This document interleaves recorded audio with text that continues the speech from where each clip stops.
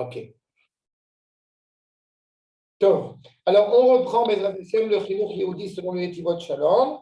On avait évoqué un certain nombre de points la dernière fois que vous êtes conviés à revoir, mais en tous les cas, nous dit le Rav, Omnam, En Safek, que Moshe Garoua, Kacher En Ma'anikim, l'Adam Chinuch Yehudi, il a Biyoter, En Mefatrim et Kochot Aruchanim, Vargishim Shelo, de Kivun Aratsui. Une des phrases qui a tendance à m'exaspérer au plus haut point, c'est l'idée de dire que moi, je laisserai mon enfant choisir, et à l'âge de 18 ans, il va choisir. Yofi. Pourquoi je dis que c'est une phrase qui m'exaspère au plus haut point? Parce qu'elle laisse entendre, au bout du compte, que l'éducation juive est une réalité qui est totalement extérieure à nous, et que, au bout du compte, libre à moi de m'y rattacher ou non. Je ne partage pas du tout cette opinion, justement, puisque nous avons un effet, nous avons une échama, nous avons une identité juive, donc il faut lui donner les meilleurs ustensiles pour développer les meilleurs talents spirituels et sensibles qui sont les nôtres. Donc évidemment, la démarche est exceptionnelle. Après, on peut tromper. Mais c'est très dangereux ce que vous dites. Ça voudrait dire que si par exemple on prend un chinour qui est lotov et qui est considéré dans certains milieux comme étant une vérité, imaginons que je sais pas moi quelqu'un qui est quelqu'un qui est du monde Triloni ou quelqu'un qui est du monde au contraire très haredi, très sans vouloir porter atteinte, mais qui a comme ça une vision pas forcément profondément juive, qui est empruntée je sais pas du christianisme ou d'ailleurs. Et après, en vertu de cela, il pourrait dire non, mais ça représente ce qu'on a à l'intérieur, donc on se donne le droit d'endoctriner nos enfants. Bien fait. Alors d'abord, oui, je suis un endoctrineur, je l'assume, pour commencer, et j'en suis très fier même. Maintenant, je vais t'ajouter un point. Si le monde religieux sioniste, dit religieux sioniste, prenait 1/10 du monde haredi, que le monde haredi prenait 1/10 du monde religieux sioniste, et que le monde dit chiloni prenait aussi 1/10, on arriverait à un truc pas mal. D'accord? Maintenant, je m'explique. Quand tu as, par exemple, une réalité, c'est pour ça que j'insiste, moi, mes enfants, c'est pour ça que ça me fait tout de suite penser au cours de la suite. Mais ce qu'on est en train d'évoquer ici, c'est qu'il n'est pas envisageable que tes enfants reçoivent une éducation à l'école qui soit contraire aux valeurs que tu veux transmettre à la maison. D'accord? Pourquoi c'est aussi important? Parce qu'à partir du moment, encore une fois, où tu mets tes enfants, je vais te dire même mieux que ça. Donc tu comprends bien jusqu'à où va ma démonstration. Mes enfants étaient tous, sans aucune exception, dans un Gan Chabad. D'accord? Et quand ils étaient dans le Gan Chabad, ils chantaient Yachia Donenu et tout ce que tu voulais, et ils lisaient le Tania tous les jours, et tout ce que tu veux.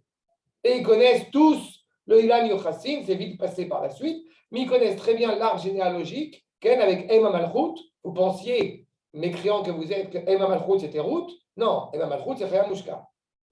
C'est pas bon. C'est là? Vous entendez? Ah, ouais. J'ai fait une blague et j'ai vu que vous réagissiez 2 minutes après, je me suis dit peut-être que vous n'avez pas entendu la blague. Bekitsour, ce que je veux dire par là, c'est que où tu acceptes les valeurs que le système pédagogique va te transmettre et tu fais un choix. Quand mes enfants ils étaient au GAN, il est évident que ce qui m'importait le plus, c'était au risque d'être même sommaire, d'être chitri, mais ce qui m'importait le plus, c'était la Havat Torah, la Havat Israël, la Havat Eretz Israël. Et cette joie, quand tu penses à la Torah, je suis navré de te dire, mais dans le mouvement dit Chabad, il y a quelque chose comme ça dans la jeune enfance où il y a une vitalité que nous, on doit avoir. Et que si on ne l'a pas, on a un problème. Par exemple,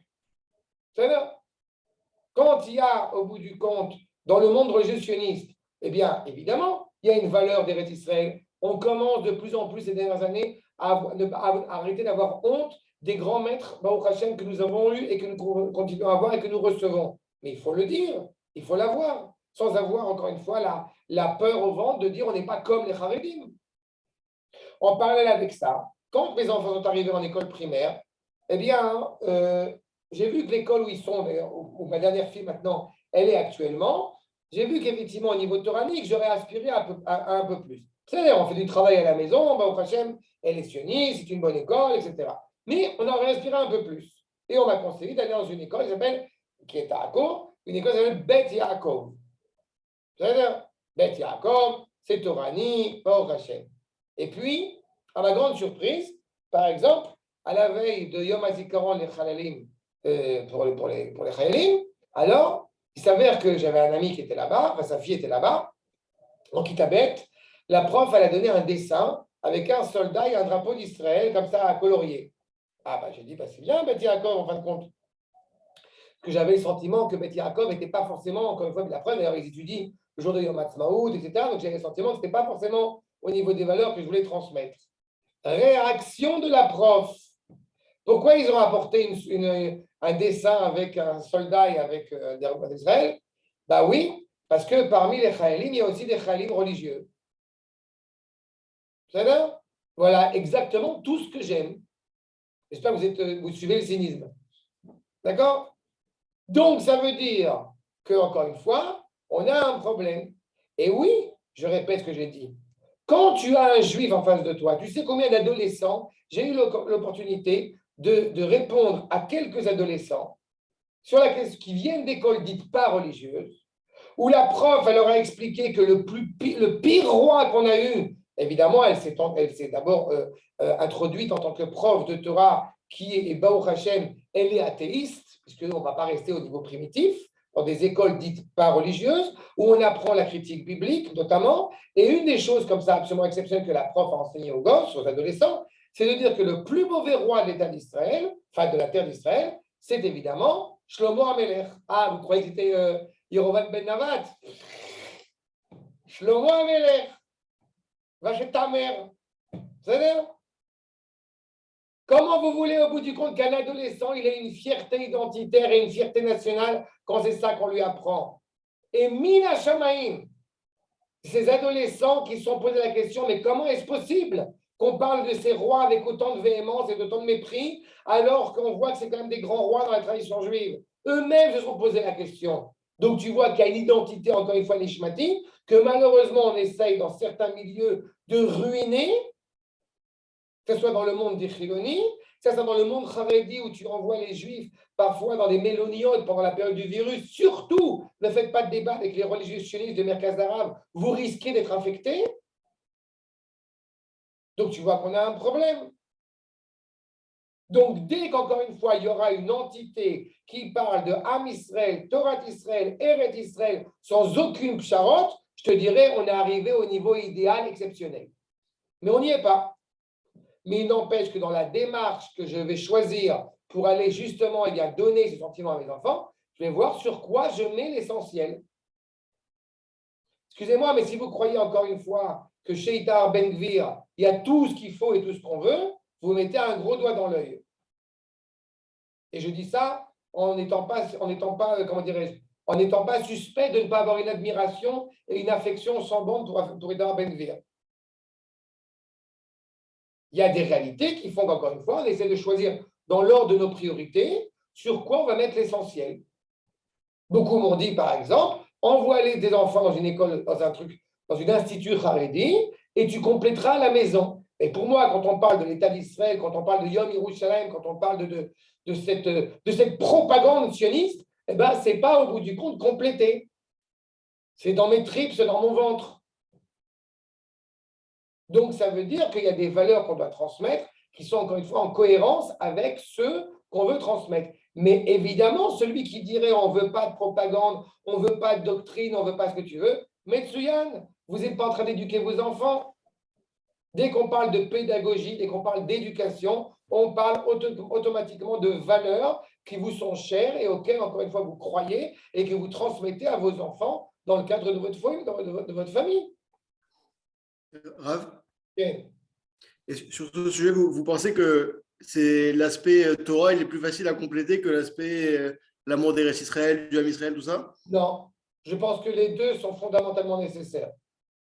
Alors comment on choisit une école? Parce que automatiquement, une école dite sioniste, elle est moins religieuse, quoi. Non, c'est pas vrai. Mon fils, il va en yeshiva Ktana l'année prochaine à Hadera, Baruch Hashem, et je suis très heureux et très content qu'il aille là-bas, parce qu'il va faire 3 ans de Kodesh à sa demande, à sa volonté. Je sais, c'est honteux, mon fils veut étudier que du Kodesh. J'ai honte, mais je vous le dis, je vous livre le. Rav, qu'est-ce qu'on fait avec le bac L? Le bac L. Non, il passe le bac. En Yud-Bet, le bac, il n'est pas comme ça. Mais oui, je vais te répondre à un truc, celui qui a posé la question. Mon fils, il voulait à la base, il aurait accepté a posteriori un lycée où il y aurait eu vraiment du chol, mais du chol à haut niveau et du kodesh à haut niveau. Et la réalité, c'est qu'il y a peut-être un établissement comme ça qui est juste avant la frontière égyptienne. Alors, de Akko jusqu'à la frontière égyptienne, et je vois mon fils toutes les 3 semaines, vous êtes gentil quand même, quoi. Là, il y a un moment donné où mon âme de séfarade, elle a du mal quand même. C'est vrai. Donc, Radera, c'est bon, on peut prendre le train de Akko, quoi. Mais en tous les cas, évidemment, il y a une réalité. Mais je serais ravi de vous dire, allez à tel endroit. Mais c'est pour ça que je dis, il y a d'un côté cette problématique-là de l'endroit qui soit effectivement un bon endroit, mais aussi un endroit qui va convenir à votre enfant, avec les valeurs que vous lui transmettez, avec les valeurs que vous lui donnez. Et peu importe que vous soyez à Yerushalayim, à Eilat, à Haïfa, où vous voulez, ça a aussi son importance, mais ce n'est pas le plus important. C'est quel est au bout du compte le ciment, quelles sont les valeurs qui inondent votre foyer. Mais on va revenir de ça. Je peux juste vous donner aussi encore une fois une anecdote.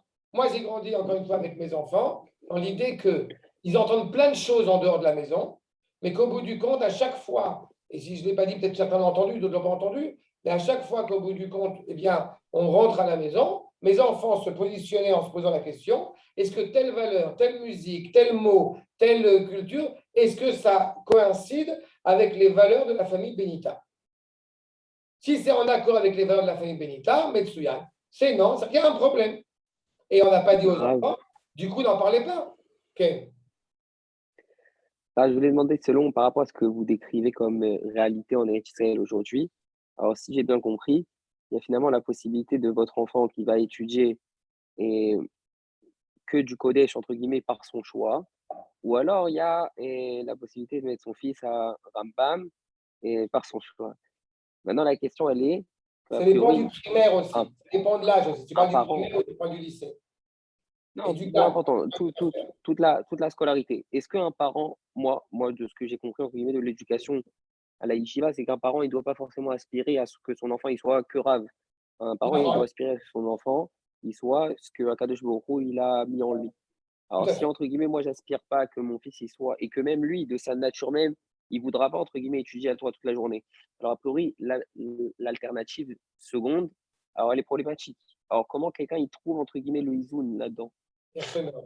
D'abord, je répète, en l'occurrence pour mon fils, justement, c'est pour ça que j'ai insisté. C'est une structure particulière qui est déjà de toute façon élitiste d'une certaine manière, parce que les enfants qui vont là-bas, les enfants qui ont une certaine envie, comme tu sais, peut-être Eitan, c'est le fils du Rav Yernia, c'est mon fils, c'est le fils de Rav Sikor, c'est bon, des gens qui ont un peu un rapport à la Torah sympathique, quoi. Et dont certains montent sur le Harabait, que Dieu préserve. Mais en plus. Mais le fait est, c'est que le bac n'est pas une option. Le bac est une obligation en classe de Yudbet. C'est-à-dire que j'insiste sur ce point que ce n'est pas d'AFKA le fait de dire, genre, il ne veut pas étudier toute la journée. Attends, il est tout à fait vrai ce que tu dis. Dans la mesure où un gosse, c'est pour ça que c'est très aléatoire en fonction de l'adolescent, quand on parle de l'âge de l'adolescence. Mais il est clair, et quand on fera ça la semaine prochaine, je pense, on en parlera plus, ça sera dans 15 jours, on abordera ça de manière plus abondante, sur le fait que quand on parle d'un enfant à un âge du GAN, ce n'est pas les mêmes revendications, ce n'est pas les mêmes paramètres que tu vas avoir à l'école primaire, que tu vas avoir au collège et que tu vas avoir au lycée. Et l'alternative, encore une fois, elle est clairement sur, ça je peux te le livrer dès maintenant, elle est clairement sur les valeurs qui sont transmises à l'école, mais j'ajoute un point. Tu ne peux pas être dans un laboratoire stérile. Par contre, tu peux entendre quelles sont les aspirations de l'équipe pédagogique. C'est-à-dire, est-ce que l'équipe pédagogique, elle pousse vers le haut ou elle pousse vers le bas? Dans beaucoup d'endroits, on a une tendance à pousser vers le bas. C'est-à-dire que comme on veut permettre à tous les juifs, plus ou moins religieux, de s'inscrire dans cette structure scolaire pédagogique, alors eh bien, on va louer ceux qui ont, si c'est des jeunes filles, ceux qui ont une jupe, mais qui est juste un peu au-dessus du genou, ou je ne sais quoi d'autre. Et pour les garçons, quand la cavote, tu as fait la tfila, alors qu'à la maison, ils ne font rien, est-ce que tu veux? Et moi, je dis que si effectivement, il y a, ou alors on insiste sur la valeur des mathématiques, ou la valeur de choses, mais qu'au bout du compte, la valeur du Kodesh n'a pas forcément son sens, n'a pas forcément la colonne vertébrale de l'école en question. Dans ce cas-là, on a un problème. Mais s'il y a des écoles, ou même s'il y a effectivement, je ne dis pas Kaldir fine, mais en tout cas des écoles où il y a différents types de gens, encore une fois, ou super religieux, ou juste comme ça, un peu massortim, mais que la langue et que tes enfants retrouvent un environnement social avec qui évoluer, alors cela est jouable. Mais je dis, ça dépend beaucoup, encore une fois, de la valeur de l'équipe pédagogique. Pose-toi la question, par exemple, est-ce qu'il est envisageable que dans une école primaire, eh bien, la prof, l'institutrice qui va enseigner, elle n'est pas qui sur roche? Pour ma part, c'est un problème. Ça peut paraître aussi, encore une fois, très extrême, et pour ma part, c'est un problème. Mais ce qui ne veut pas dire que si elle a un qui sur roche, je suis tranquille. Mais si elle n'a pas de qui sur roche, il y a une certaine valeur qui est transmise à l'école. Et parfois, malheureusement, c'est la réalité qu'on a devant les yeux et il n'y a pas le choix. Parce que ce n'est pas seulement transmettre, encore une fois, des disciplines, c'est transmettre des valeurs qui paraissent importantes. Encore une fois, ma fille qui est en Kita Gimel, elle a fait une crise ce matin. Parce que la jupe, elle n'était pas suffisamment à ses yeux en dessous du genou. Et ma femme, elle lui dit, ah non, ce n'était pas la jupe, c'était les... Non, c'était les manches qui étaient un peu après le coude, mais qui n'étaient pas suffisamment après le coude pour elle. Et ma femme, elle dit, va voir ton père, regarde. Je dis, ma fille, ça va, il n'y a pas de problème, teste-toi. Non, parce que quand je lève le bras, on voit un peu sur le coude. Ça va. Mais je dis encore une fois, je sais quoi dire. Baruch Hashem que j'ai ces problèmes-là. Mais elle est en classe de Kita Gimel. Dites-vous que quand on parle d'adolescente, c'est déjà autre chose. C'est pour ça que je vous dis que ce n'est pas radical, encore une fois, pour tous les âges. Il y a des choses qui sont très aléatoires en fonction de l'âge, mais encore une fois, c'est pour ça qu'il est important qu'il ait justement cette sensibilité qu'il faut arriver à respecter. Tov. C'est bon, je peux continuer? C'est clair ou pas clair? Eitan, c'est toi qui as posé la question. Non, si jamais vous demandez encore une question, alors je peux poser une autre question parce que vous avez évoqué quelque chose d'intéressant que par le passé, j'avais déjà parlé de ça avec ma femme. Elle m'avait raconté comme quoi à l'école là-bas en France, alors les professeurs qui se couvraient pas la tête en dehors de l'école, ils les obligeaient justement à se couvrir la tête dans l'école. Et moi, à l'inverse de vous, j'avais trouvé ça entre guillemets un peu problématique dans le sens où les élèves, ils connaissaient les profs en dehors de l'école et c'était hypocrite. Mais alors dans ce cas-là, vous dites que c'est important justement que dans l'école, il faut... Non, je vais tout à fait dans ton sens. Et moi, j'ai pire que ça encore. Je n'imagine pas une seule seconde que la prof ait la tête pas couverte en dehors de l'école. Oui, mais on limite les professeurs, là. Déjà, il n'y a pas beaucoup de professeurs. Tu me Grave, quelle école c'est rare les écoles comme ça, Rav. Bon, Rachel, il y en a. Aujourd'hui, il y a de plus en plus dans l'éducation israélienne, il y a de plus en plus de nuances entre une école qui se dit Mamlarti Datit et une école qui se dit Mamlarti Torani Datit. La réchette Noam, par exemple, elle est censée être plus religieuse que la réchette habituelle. Il y a des nuances. Aujourd'hui, il y a même, par exemple, des écoles qui sont Talmud, Torah, Mamlarti Datit. Mais Roche, il y a une Agdara, il y a une définition qui est déjà plus élevée. Il faut voir. Mais encore une fois, chaque école, encore une fois, elle doit être observée, elle doit être jugée, elle doit être regardée. Quand je vous dis tout à l'heure le Gan Chabad de mes enfants, parce que j'ai vu des choses qui me plaisaient par rapport aux valeurs que je voulais transmettre, mais c'était un Gan Chabad un peu spécial, parce que c'était Gan Chabad et il y avait Yom Ha'atzmaut et des Gal Israël, et tenu par des Sfaradiotes. Donc déjà, on sent que bon, il reste un peu de place pour le Chabad, quoi. Mais c'est le Tanya, c'est-à-dire. Et la Ganénette, en l'occurrence, elle était claire, elle avait une PA. Parce que, bon, Hachem, il faut une PA quand on est vraiment religieux, pas comme nous. Bref, voilà. Donc, je reprends. On a, Garoua, il nous dit clairement le Netivot Shalom. On ne lui donne pas cette éducation à la hauteur, encore une fois, de ce qu'il est. VM et Fatrim, et à Kochot Amuchanim. On ne développe pas ces forces-là, cette sensibilité-là, qui sont les siennes. Encore une fois, Chelek Elohim Mime'al, Rabotai. La Torah, elle est dans l'enfant. Le chinour, quand on fera ça la semaine prochaine, parce qu'on n'aura pas le temps aujourd'hui, mais le chinour qu'on est en train d'évoquer, c'est un chinour qui est relié au nefesh de l'enfant. Mais qui vous naratsouille. Je vais vous scandaliser. Quand j'étais enseignant en primaire, j'ai dit à la réunion de parents d'élèves, la première réunion de parents d'élèves, j'ai dit, je ne donne pas de devoir à faire à la maison et je veux que les enfants ils jouent au football l'après-midi ensemble. Premier scandale. Rassurez-vous, au bout du compte, après ça a été accepté. Après, j'ai quitté parce que j'en avais marre. Mais peu importe. Le fait est, c'est que j'ai dit ces choses-là. Et à mon grand bonheur, une des mères de famille qui était présente là-bas, elle s'appelle Tzipia Yeloz. Pourquoi je dis à mon grand bonheur? Parce qu'elle a donné la ratification, elle a donné la Chotemet Kashrut, qui s'avère que le Rav avait parlé de ça 2 semaines avant moi. Et comme je n'habite pas, comme vous le savez, à Haïfa, donc, Mina Shamaim, je suis fidèle à Maran, à Rav Shalita. Et j'étais très content de moi. Mais bon, ce sont des gosses, Rebono Shalom. Quand mon fils, il était petit, il était au mouvement de Ariel, ils ont fait une saga, et ils ont fait une saga, machin, sur Roy Klein et machin, ils ont fait le Rav Gorel, et ils ont fait un truc ensemble que genre, ils étaient en train de rentrer dans un mipsa, en train de tuer tous les Arabes d'Ako. Je ne sais pas qui c'est qui leur met des idées pareilles. Aval, ils font un mouvement de jeunesse, et comme ça. Et il y a quelqu'un, des parents, parmi les parents des gosses, était surpris, était un peu embêté, qu'il n'y ait pas eu quand même pour le Shabbat Irgun de Ariel, qu'il n'y ait pas eu un Siyum Mishtayot, qu'il n'y a pas eu de truc. Mais foutez-leur la paix, ce sont des gosses, les bonhommes Shalom. C'est un mouvement de jeunesse, ils sont là pour rigoler, pour s'éclater. Si mes gosses, ils s'éclatent en train de parler du Rav Goren, de Roy Klan et de tuer les Arabes, mais je t'amarre chez moi. Ils ont des valeurs. Ils sont en train de parler de The Voice et de Traloued et de je ne sais pas qui.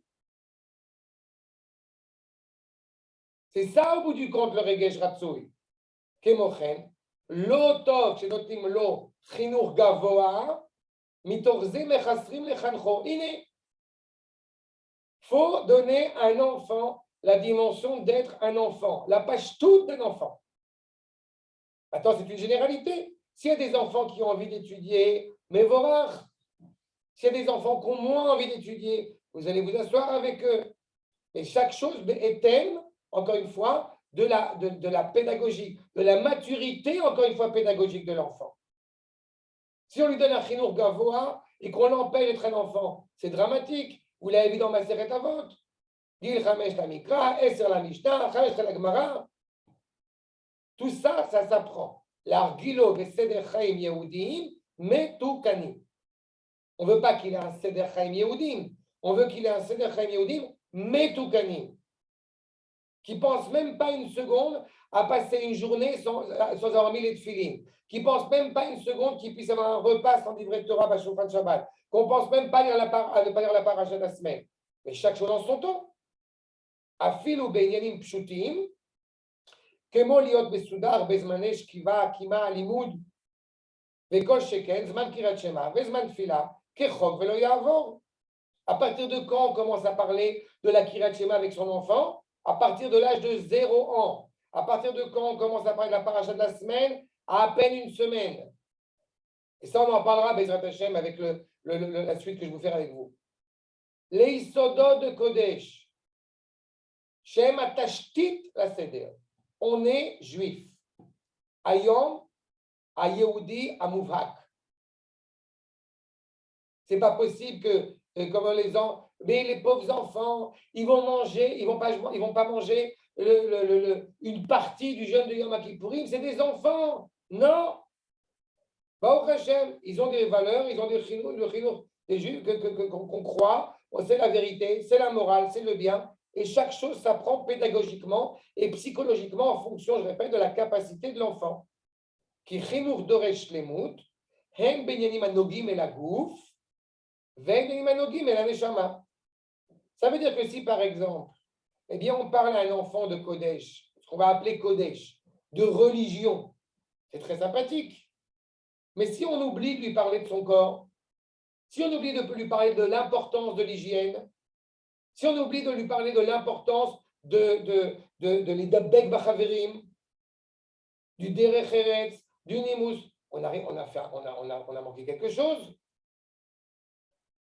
C'est Rav Shuraki, comme il m'avait dit une fois, quand on est un Ben Torah, justement, c'est pas on fait un truc en moins, c'est on fait un truc en plus. Savoir cette cohérence, encore une fois, qui nous anime. Et qu'amour, arrêtez chol troum. Et c'est très important pour moi que vous voyez ça, d'Afka de la bouche du Admor de Slonim. Qu'on ne dise pas au bout du compte, oui, ça vient encore, c'est un truc de sioniste. Non, c'est le Admor de Slonim. Arrête, les kol troum, yesh tachinuch miyuchad amatim lo. Vechovat amechanech amiti, להדליק בכל ילד את נר השם נשמת אדם. Je reprends ta question tout à l'heure, Eitan.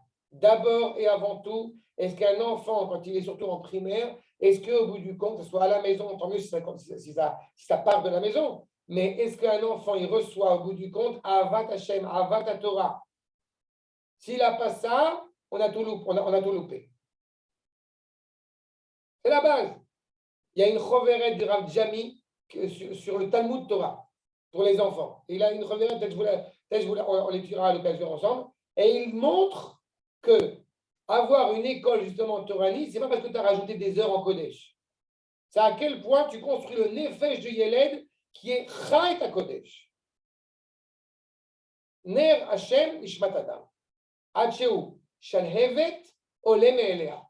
Ce qui me, encore une fois, vraiment m'émeut, c'est le fait même que c'est pas moi qui ai dit à mon fils dans une yeshiva ktana. Ce qui m'émeut au plus haut point, c'est qu'il ait envie de cela. Ça veut dire que Baruch Hashem, il y a quelque chose qui, j'espère, va perdurer, mais c'est quelque chose qui l'anime.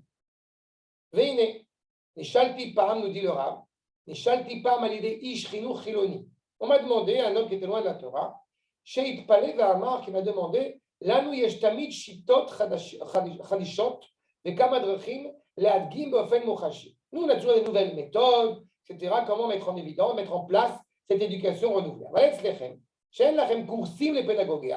Vous qui n'avez pas de cours de pédagogie, comment vous éduquez?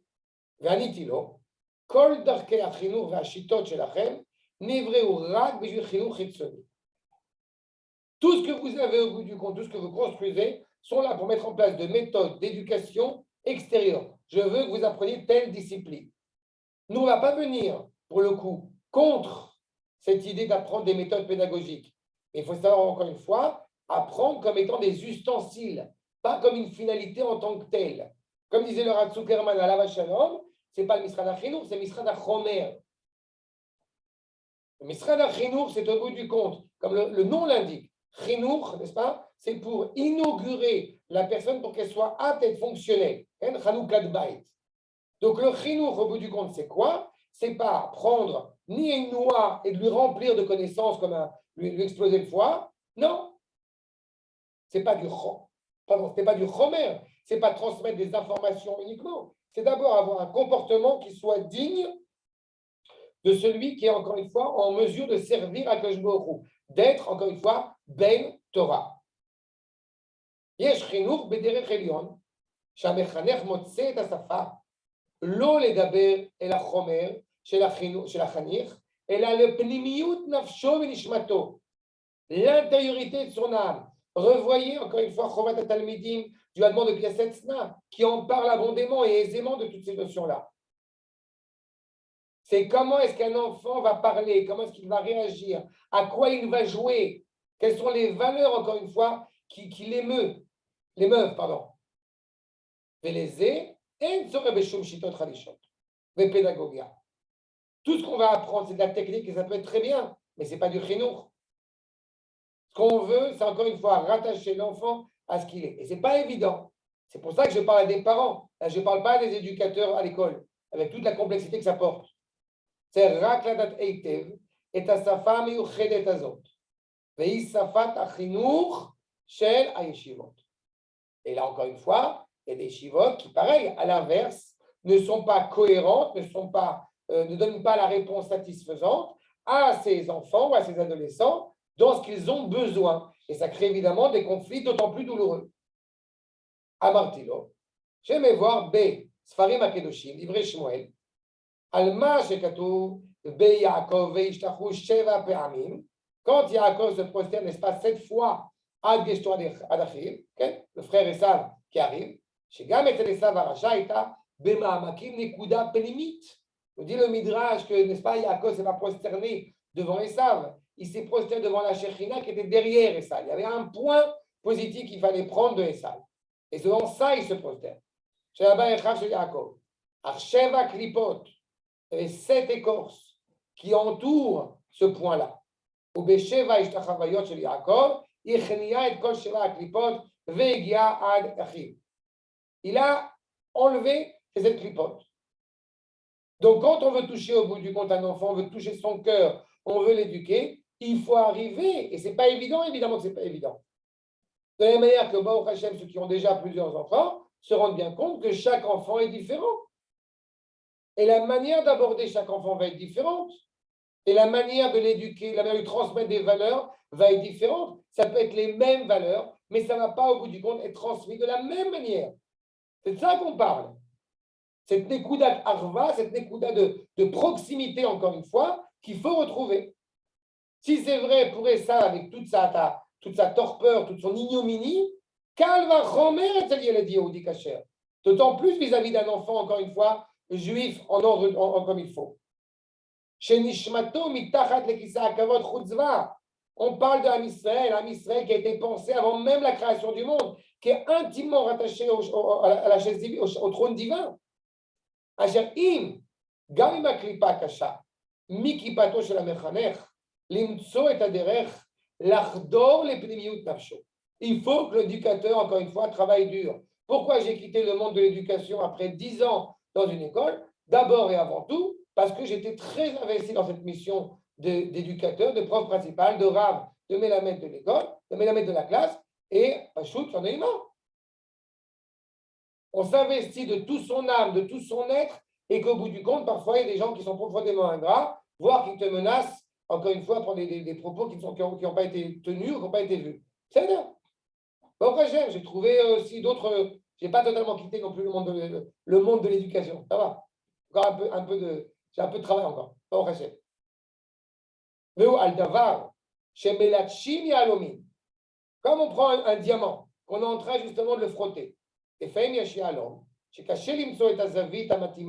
c'est difficile parfois, il faut frotter, il faut trouver le bon côté pour frotter, pour le rendre justement comme ça encore plus brillant. Aval im, yad oman, metapelet bo, matzliar limtso, tu trouves, n'est-ce pas, le bon angle, le bon endroit, encore une fois, pour trouver, pour œuvrer, pour rendre ce diamant aussi merveilleux et aussi éclairant qu'il est, eh bien, tu as gagné. Omnam, Atina Yarishon Beze, il est animé par cette émouna. Encore une fois, dans la confiance et la satisfaction de dire c'est le chemin, c'est la vérité, c'est la valeur. On arrête d'avoir peur. On arrête de se dire mais qu'est-ce qu'ils vont dire, qu'est-ce qu'ils vont pas dire. Quand on a fait le khalaké et que mon fils il a fait des péotes, au bout du compte, il y a des gens dans la famille qui m'ont dit nous, ça ne nous plaît pas. Bah oui, mais à ma femme et moi, ça nous plaît. Voilà, c'est tout. Nekuda, sauf Pasouk. On est en accord avec les valeurs, encore une fois, qu'on veut transmettre. Et c'est évidemment, ça se construit d'abord et avant tout en tant que couple, en tant que parent. C'est ça la base. La gdish le messimato et kol korot nafsho achiatzliach. Tu ne perds pas de vue. Okay. Alors, je voulais demander à Rav que ça veut dire qu'en vérité, c'est compliqué d'emmener un enfant dans une école parce qu'on demande quand même beaucoup du coup à celui qui va les éduquer, parce que, enfin, je veux dire les éduquer, en tout cas leur apprendre, parce que voilà, même les exemples donnés, c'est un diamant mais par une personne qui est après travaillée. Donc si en vérité on voudrait donner la meilleure éducation à nos enfants, en tout cas la meilleure Itsu Vishiut, ce sera en vérité. La confiance. C'est effectivement une grande responsabilité, mais ça implique aussi la confiance que tu dois avoir dans le Mechanech.